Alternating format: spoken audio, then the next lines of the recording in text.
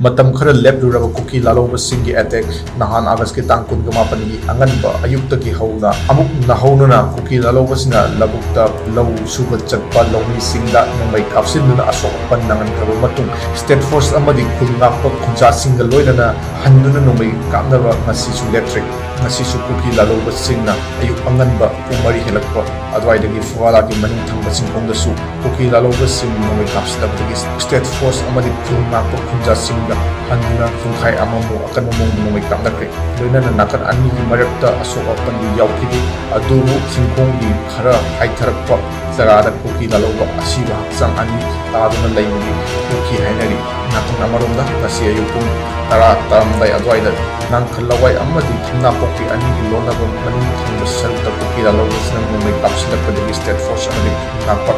hinja singda akanmamong nangmai kapnakre amadi kuki laloba sing maikaida asi ana asok apan masing yamna yaurmi yai haina hai